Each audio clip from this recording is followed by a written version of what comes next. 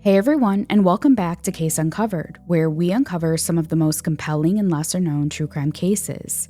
I'm your host, Jen Rivera. Today's episode is a little different, and one that I feel incredibly honored to bring to you. Because this isn't just a case we're talking about.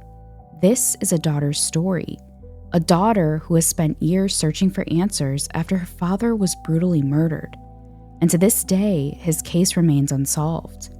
And while you've heard me bring you these stories through deep dives and investigative storytelling, I'm also excited to begin sharing more conversations like this, bringing voices directly to you. Not just families, but also professionals in this space. Investigators, advocates, and experts who can offer deeper insight, perspective, and understanding into these cases and the realities behind them. Joining me today is Madison McGhee, host of the podcasts Ice Cold Case and Frozen Files. But beyond her work in true crime, Madison is an advocate, a storyteller, and someone who has turned unimaginable loss into purpose. In this conversation, we talk about her father's case, the complexities, the unanswered questions, and the reality of what it's like to grow up in the shadow of an unsolved murder. We also dive into her journey, how she channeled her grief into action, created Ice Cold Case, and built a platform that's not only raising awareness, but actively pushing for answers. This episode is raw, it's honest, and it's a reminder that behind every case we cover, there are real people, real families, and real lives forever changed. So with that, I'd like to officially welcome Madison McGhee to Case Uncovered. All right. Well, thank you so much, Madison, for joining me for this episode of Case Uncovered. I'm so honored Thanks to have for you on the having podcast. me. I'm so Yeah. excited to have you here. So today we're going to talk about Madison's dad and his case, because it's still considered a cold case at this point, right? Yeah, which is kind of interesting because, like, cold case means there's no new leads, and, like, I feel like I've uncovered a ton of leads, which we'll get into, but, yeah, it's still classified as a cold case out of Ohio. It's crazy. It's crazy to be, just even from my experience, like being on the advocate side, but then being on the family side and actually having, this be your family member and your dad. If you can tell us a little bit about how you got into investigating your dad's case, a little bit about yourself, because my listeners may not be familiar. They may be familiar with who you are, I'm sure, but share a little bit about who you are and then kind of how you got into investigating your dad's murder. Yeah, for sure. I mean, on paper, like, pretty, like, regular weirdo. I'm, like, a creative person, was not in this world whatsoever kind of prior to this, so, yeah, people probably don't know me, at least from a true crime perspective. I grew up in Charleston, West Virginia, and, yeah, just, like, a pretty standard, like, creative mind, always making, like, videos. Like, I remember watching, like, the very first YouTube video that ever came out in, like, whatever, 2005 or 2006, and, like, being like, "What is this? Like, I wanna do this." And, that sort of transitioned into more of, like, a desire to do, like, filmmaking and make TV shows, and so that was always the dream and the goal for me. And then when I was 6, my dad died, but I was told that he had a heart attack and passed away. When I was 16, I was about to graduate high school, go to college, probably in my mind pursue some sort of like creative medium like filmmaking or producing. And I was about 3 weeks away from graduating high school when I found out that my dad was actually murdered. He didn't have a heart attack. And it was mostly because my family didn't want me to know something so dark at such a young age. But after a while, it started to feel like, oh, as I was looking back, like it was less about me not knowing because I was young and maybe more about me not knowing because there's like all these secrets sort of buried underneath the surface. And so I processed that as best as I could at the time. And then I went to college like right away. I mean, like within a few months. And so I'm in college. I'm, interested in doing movie making and all of that kind of stuff. And after several years of studying that, moving to different cities, being in big cities, working on productions, um, really getting a knack for storytelling, I kept coming back to the fact that like I had this story I was sitting on and like nothing was happening with it. And so I took the opportunity when we were all stuck at home during the pandemic to look into my dad's case. Now, the details from there get very juicy if you're an outsider and very complicated if you're on the inside of the story. But it was Memorial Day of 2020, which is also the same day that George Floyd was murdered. Very weird day to call a police department and ask about a Black man who got murdered in their town. But alas, I didn't know that that was going to happen that day. So in the morning, I make this phone call, and by the afternoon, like the whole world is sort of ignited around Black Lives Matter. And it was a very interesting kind of time. So now, in an already sort of police relations are complicated way, they're even more so now, because now I'm calling about this Black man in a predominantly white county who got murdered 20 years ago, and the case is unsolved. And it's like, why is she calling us? So I remember even like feeling these complicated feelings of like, people are like burning down police departments right now, but they can't burn down that police department because that's where all my dad's case files are. So having this very conflicting thing of like, police are bad, they're doing these bad things, but I need them and I need their help. And like, it was a very, as a family member, you really do ride this very weird line of like, they've done me a disservice by leaving my family member's case unsolved, but I also need their help. Like I can't make an arrest on my own. So it's a very kind of, I had never felt this conflicting feeling before. And so that sort of started a very long journey just to get the police files. They were avoiding me at every corner, really not responsive. I finally got access to the case files. And that's when I learned a little bit more about what happened to my dad. Because at this point, I'm like, I know my dad was shot and killed, and I know it's unsolved. And other than that, I don't really have a lot of details.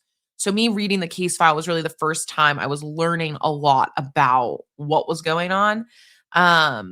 And that then sent me down a very wild journey. I spent about 3 years investigating the case without doing anything, just like looking into it, talking to people, interviewing people. And then in 2023, I put out the first episode of my podcast, Ice Cold Case, which was investigating the murder of John Cornelius McGhee, who was also my dad. And that kind of took the genre by storm in a way that I wasn't expecting, mostly because I don't think anyone like me has ever really existed in this platform before. I am a daughter, obviously investigating my dad's murder, so that's unique. But I'm also pretty dynamic. I work in comedy. I produce TV shows. I'm not like your picture perfect. Like I'm not crying on the internet all the time about this thing that happened to me.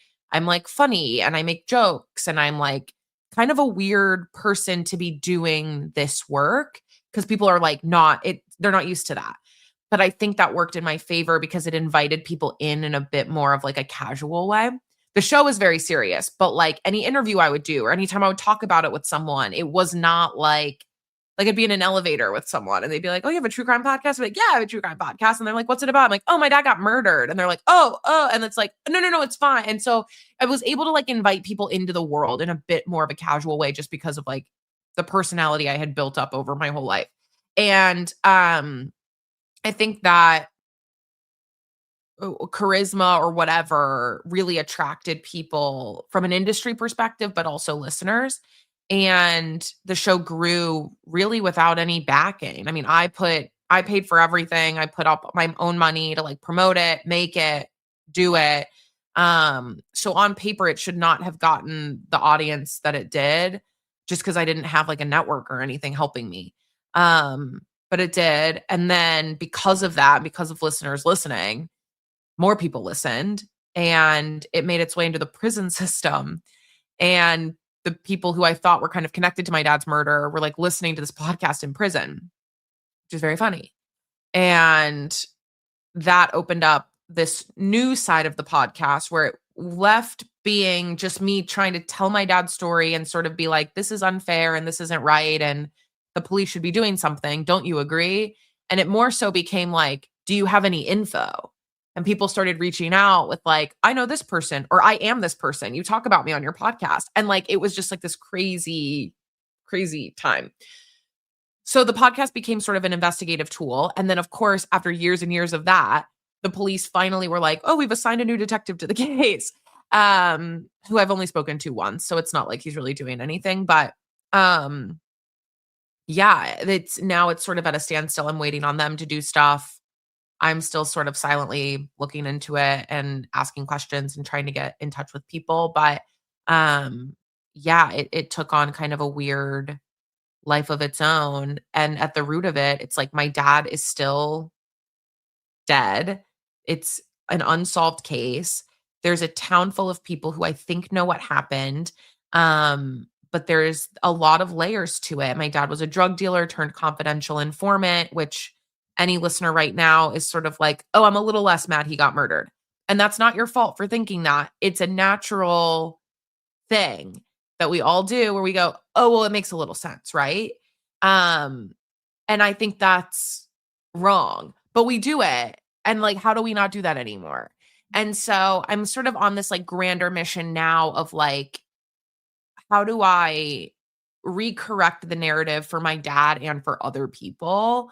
But mostly my dad, just because that's the case I've been working on and I'm so connected to, but I would love to solve it. We'll see what happens.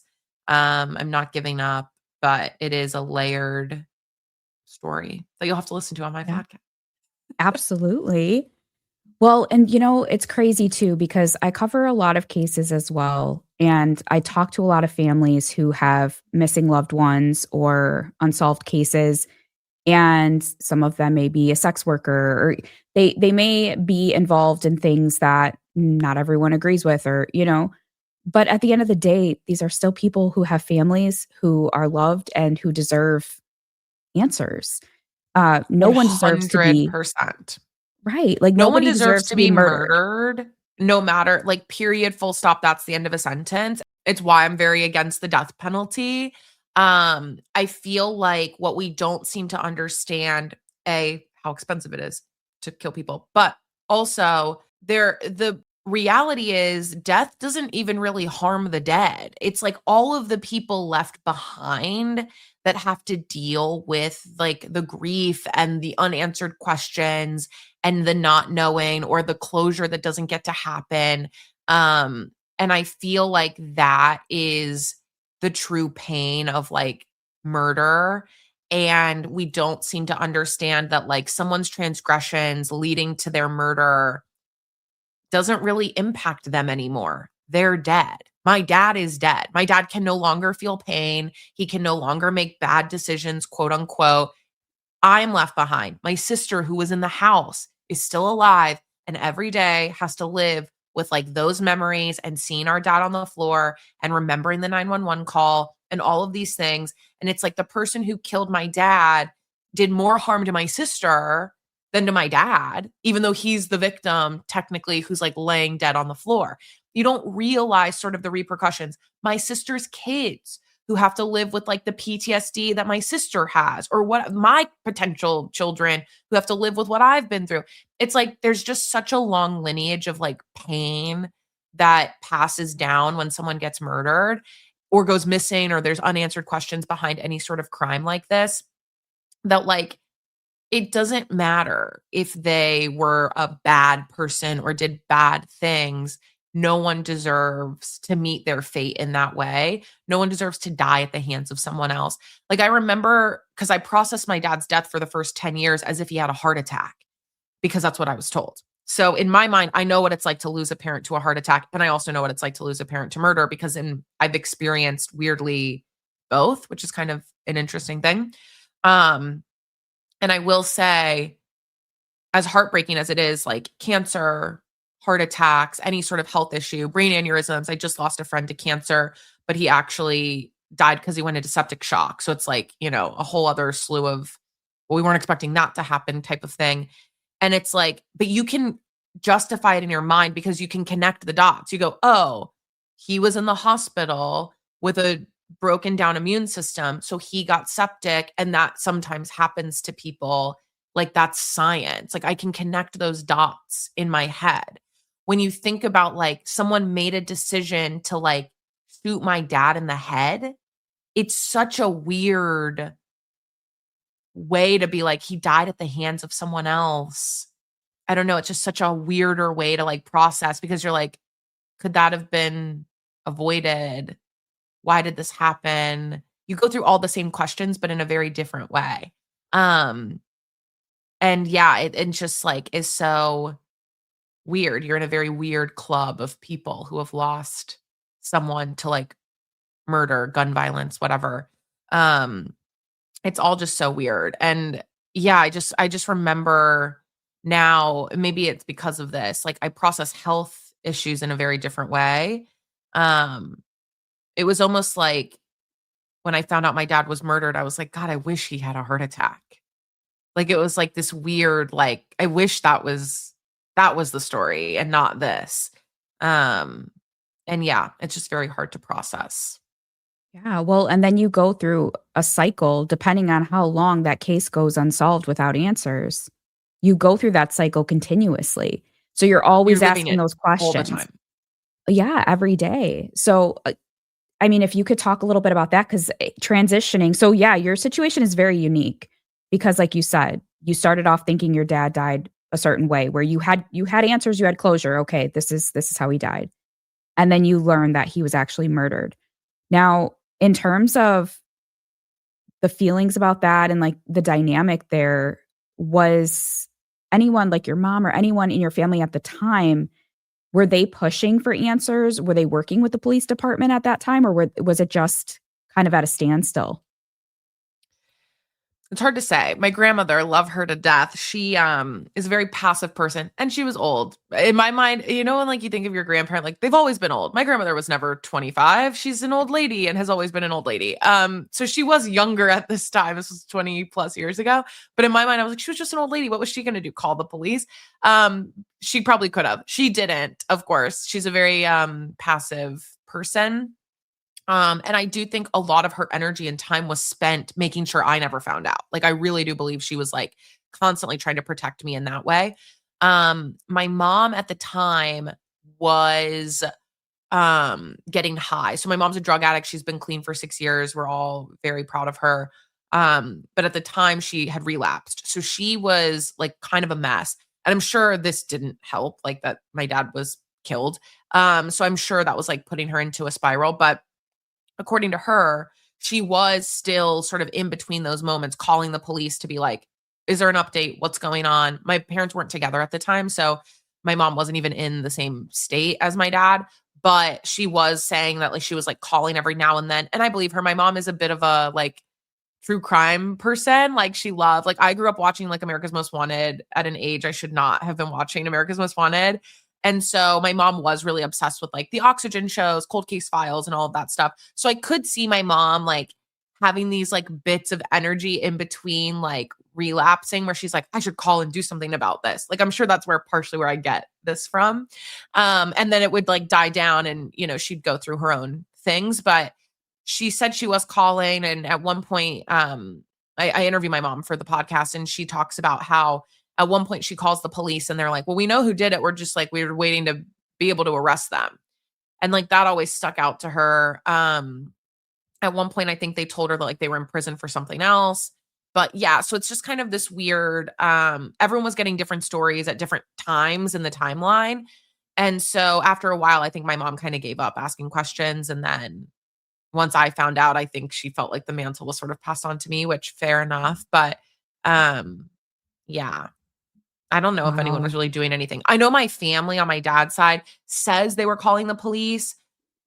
There's two sides to every story. The police are saying that like my family was basically just calling and like hounding them, being like, you're bad at your job, you're not doing anything. And like going on radio shows, kind of criticizing them and not actually trying to like get anything from them or ask any questions. I'm sure there's two sides to that. But the family is saying like, oh, well, we were trying to get answers, but who knows the truth? I mean, it's all so muddled and everyone has a weird motive. It almost feels like a Knives Out movie. Like my dad didn't really leave anything behind in that way, but it's like we're all here. We all have different pieces of information and nobody's sharing what they really know. Like who knows what and what's going on here. Um, it's very interesting. Yeah, that's wild. That's insane. So when you found out, what were your initial feelings and like how did you decide and make that decision like, okay, I'm going to start investigating this? Because I'm sure there was kind of a shock factor that happened at first like, oh my god, And a I long period of time in between, actually. So it was like 7 years before I even did anything. So I was 16 when I found out, and I was 23, 24 when I finally, like, called to get the case files. And in between there, I would kind of, like, reach out to a family member on Facebook or do something kind of small, but nothing crazy. Um, but yeah, when I first found out, I mean, I was still pretty young. I was 16. I was about to graduate high school. Um, I remember feeling very, like, disconnected from, like, reality in a way where it was, like, this thing that I'd thought my whole life, replaying conversations I had had with friends who had either, like, lost a parent to a heart attack or, like, their parent had a heart attack and was recovering, being like, "Oh, I know what you're going through, like, I'm here for you." And then, like, replaying those conversations going, "Oh my god, I'm a liar, like, I don't know what I'm talking about." It's just, like, really weird. It was very weird. Um and then you kind of go like, how many people knew about this and I didn't know? It's like, it's am I the last person to believe in Santa Claus in school type feeling where you're like, do I look crazy? Like going around telling people my dad had a heart attack and everyone's read the newspaper articles that like my dad was murdered. Like it was just like a very weird thing, Truman Show-esque. Like I replayed my whole life going like, oh my God, am I living in this like weird simulation where like I'm the punchline? Um, and so that was like a weird thing to process. I did not trust people for a very long time. The depression and anxiety manifested actually years and years later when I was in college and I had like a full psychotic break, like not in a crazy way, but like I'm a pretty neat, organized person and I lived in my sorority house and my bed was on the second bunk and my clothes started piling up to like the top, basically where my bed was. And all my roommates were like, "This is crazy. Like, what are you doing?" And I'm like, "I don't know. Like, I can't do anything. I can't put my clothes away. I can't like organize my life." Like, I was like skipping class because I like would walk to class and like not go. And I couldn't understand what was going on to me. But I think it was like sort of a delayed ramification of like what had happened to me. Um, and so yeah, like my junior year of college was like actually truly a nightmare. I can't believe I graduated college. But it was just like so wild. And now looking back, I'm like, oh, it's so obvious what was going on, but I just couldn't place it because I didn't know. I wasn't in therapy. Like I didn't know what was happening to me. But it took a long time to really process. And yeah, then when I was 23, 24, I started looking into this. And then now I'm 30, which is crazy. I'm wow, old. so it's been a journey. And once you started looking into the case files and started investigating and talking to people, what was your experience there?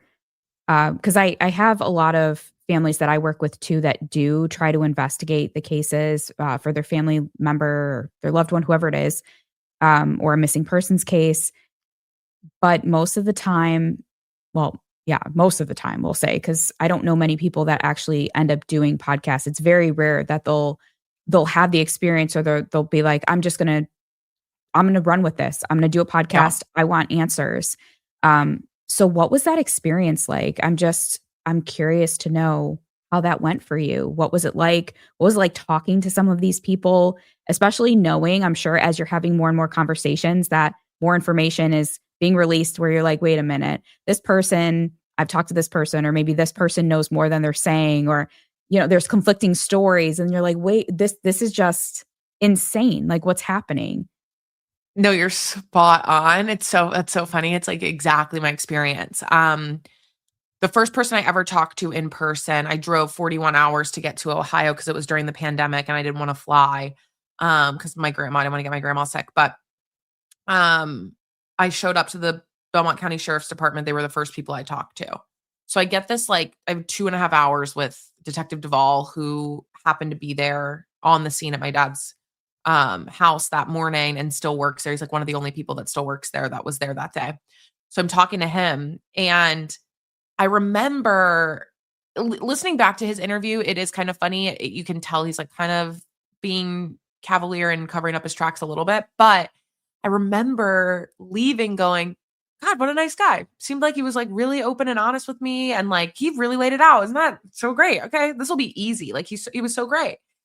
The next day I talked to a family member, my aunt. I interviewed her and we talked for hours and hours and hours. And I left going, oh, wait a minute. Somebody's not telling me the truth because these two stories are completely different. And it was very funny to be like, oh, I'm going to believe everyone I'm talking to in that moment because they're all so convincing. And I'm going to leave every interview going, okay, well, then that must be the thing that happened. So then it's like a matter of putting it all together to kind of find the overlap. Okay, this detail is the same as this detail is the same as this detail. So that detail must be true.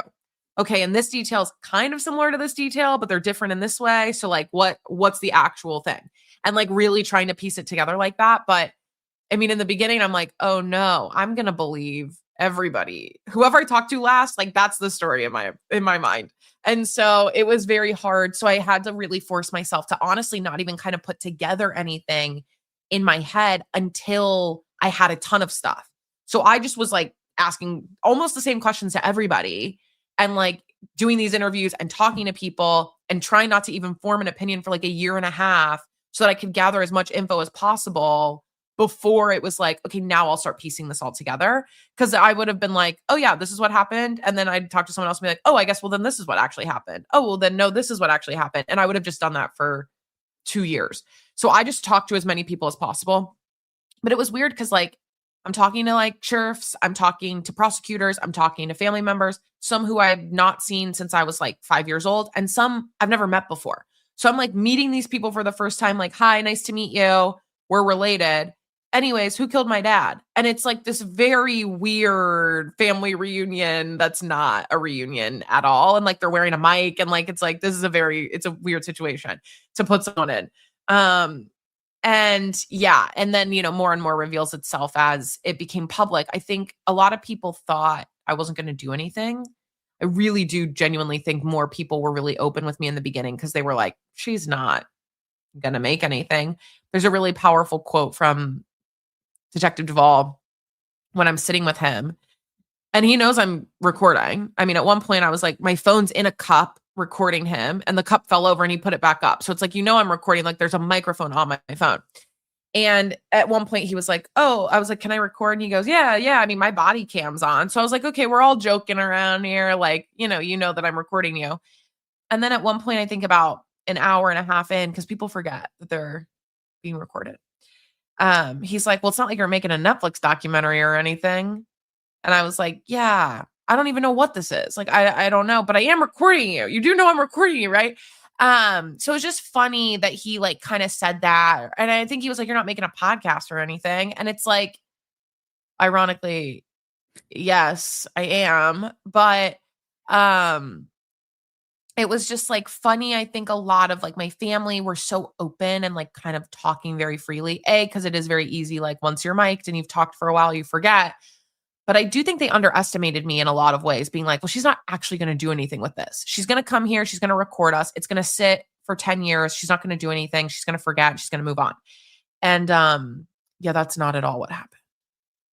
Well, yeah, because they didn't know who they were dealing with. The amazing Madison McGhee, come on. But I think that's funny in a way that you were so underestimated in what you've done in terms of putting it out there with the podcast, even being in the podcasting space. You can make a podcast. It doesn't mean it's going to be successful. There's a lot of things that are behind that. But I think it's the way that you tell the story. It's the way that like your personality and the way that you are and the way that you're able to speak to people and question them. It allows them to open up, and not everybody can do that. That's kind of a gift. So, but the fact that you were able to do that and put this podcast together and spread awareness for your dad's case is incredible, because it's not something that just anybody is able to do and be successful with it and make waves. And I'm really hoping and praying that one day there are answers, that someone comes forward, or there's just this big break in the case. And I think that with you constantly putting pressure and continuing to fight for justice for your dad, the likelihood of that is pretty high, which is good. So you keep going. But in terms of where you're at right now, I know you've done the podcast, which everyone definitely needs to go listen to. I'll make sure I put all of Madison's links in the show notes below so you can go stream, go listen. It's available on all podcast platforms. Where are you at right now with the story, with the investigation?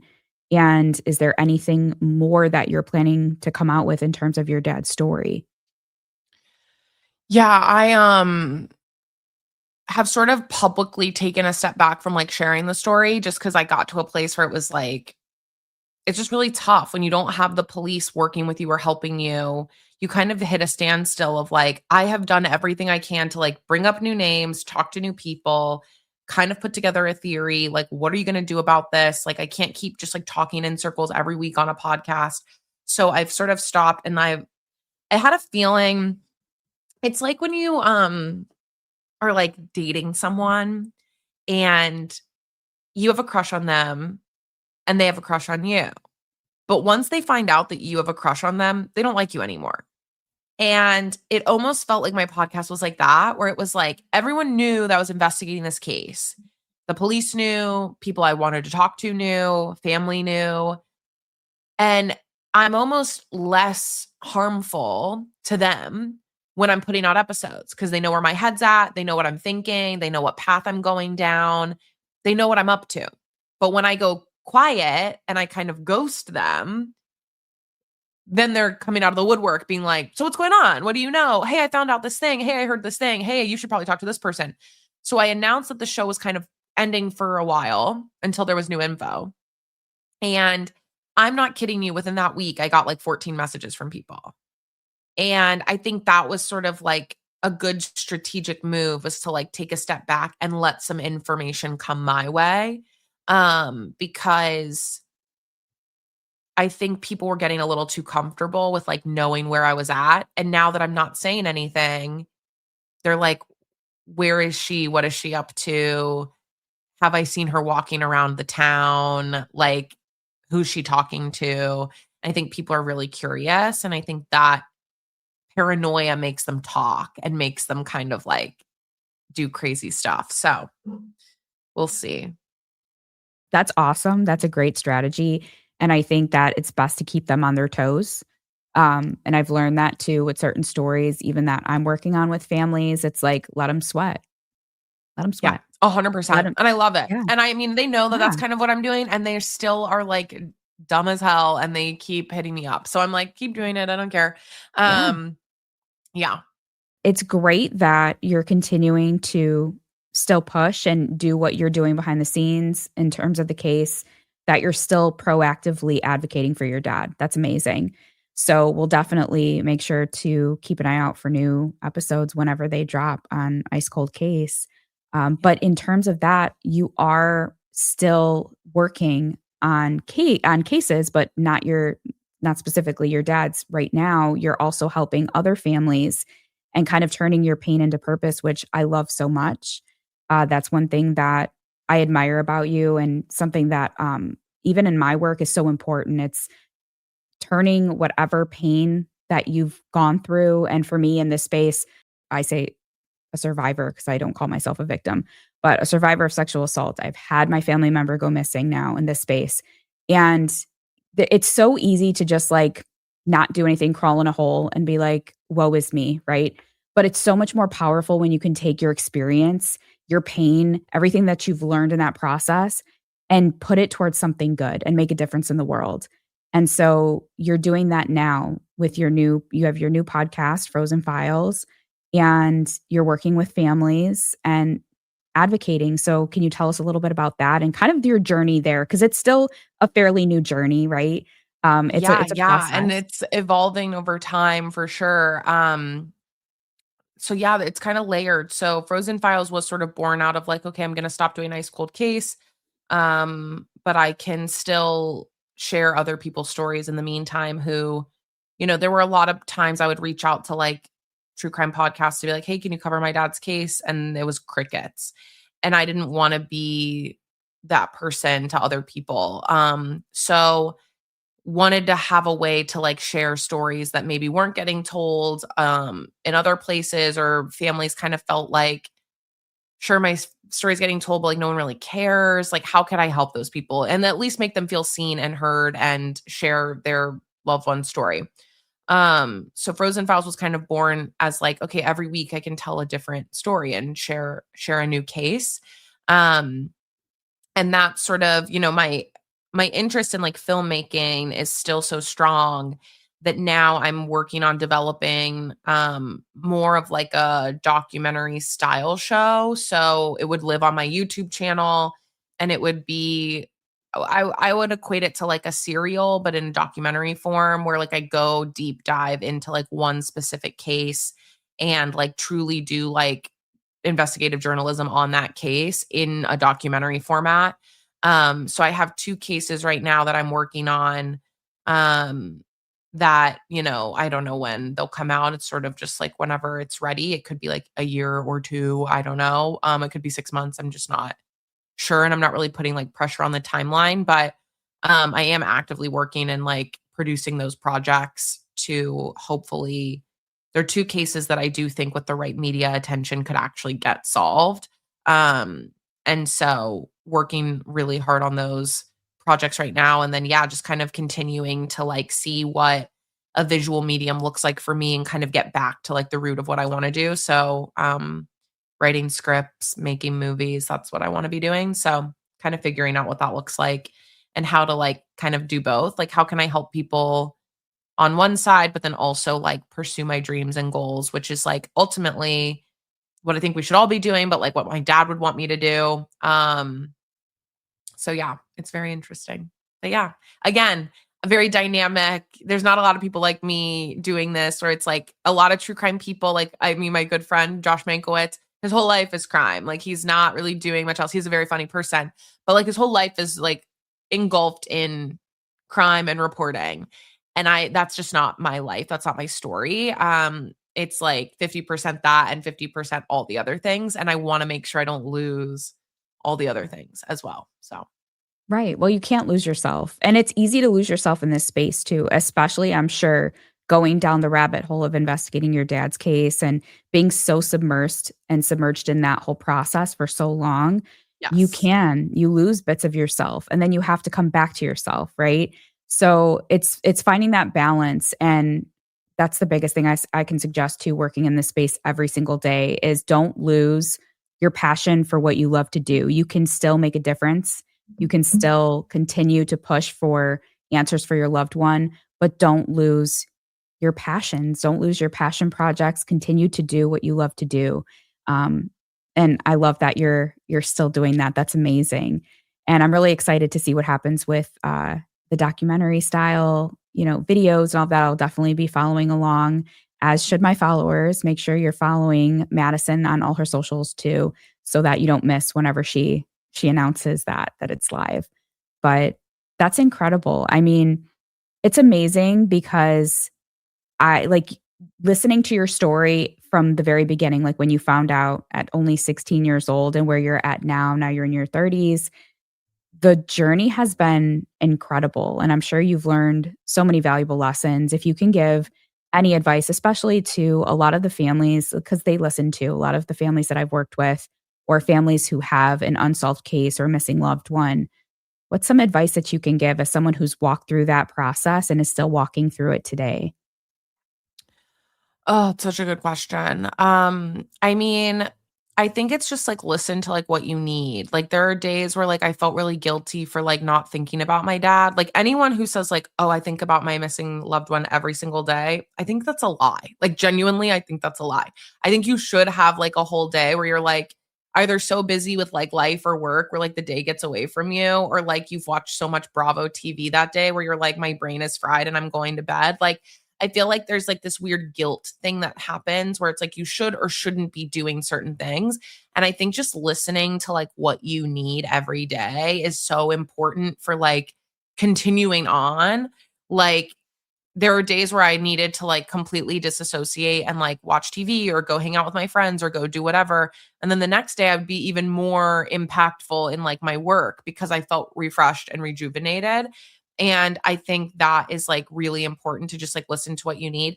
And that also includes like, if you don't want to start a podcast to solve your loved one's case, like don't do that. Like you don't have, there is no like, you must do these things.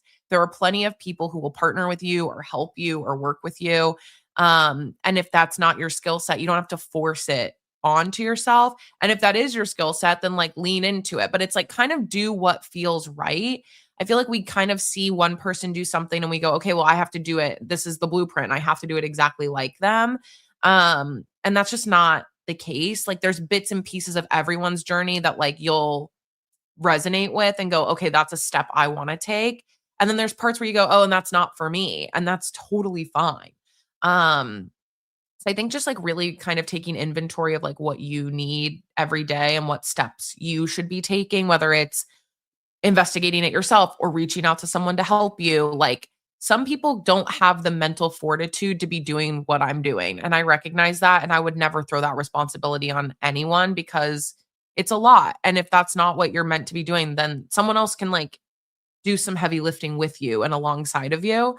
So I think, yeah, just kind of paying attention to like what you need every day is really important and what kind of kept me going. I mean, I've said this in like every interview I've ever done. My favorite thing to do is watch reality TV. And there were so many days where it was like, I ignored calls from like detectives or whatever. Cause I'm like, nope, today I'm watching Real Housewives of Salt Lake City and I will call you back tomorrow. And that's okay. Yeah. I think that's great advice. I do. And it's so real and honest and from the heart because I'm sure anybody can give advice and say, "Oh, well just keep going." And I know that it's not always helpful. Like, "Oh yeah, you're doing great, just keep going." But that's real honest advice. Some days you just need to put yourself first and you need to take a step back. And even It's maybe very not just much a like I've day. learned a lot of life lessons from flight attendants. And it's very much giving put your oxygen mask on first. Because like if you're not in a good place to help someone, then no one gets helped. So Exactly. Your glass needs to be full first before you can pour into yeah. others, right? That's the one thing I hear all the time too. But I love that the flight attendant analogy. That's awesome because it's true. You need to put your oxygen mask on first. Otherwise, Yeah. you won't You be can't help here anyone. to help Yeah. anybody else. Right. Exactly. But this has been incredible, Madison. Thank you so much for Oh. joining me on the podcast. It's been amazing having you. I'd love to have you back whenever Yeah. you want. You're welcome anytime. My platform is your platform. But make Yeah. sure you all go check out Madison's socials. Make sure you follow her and make sure you go listen to her podcasts. So, Ice Cold Case and Frozen Files. And again, I'll make sure all of the links are in the show notes below. And then if you are a family member who is looking for assistance, or if you're someone who wants to get involved, make sure you visit the reignitedproject.com, which is my 501c3 nonprofit, where we can help. We can find ways to help or get you involved. So, but thank you again, Madison. It was so great Yeah. having you. Thanks. And we will all talk to you in the next one. And remember, stay curious, stay vigilant, and stay safe out there.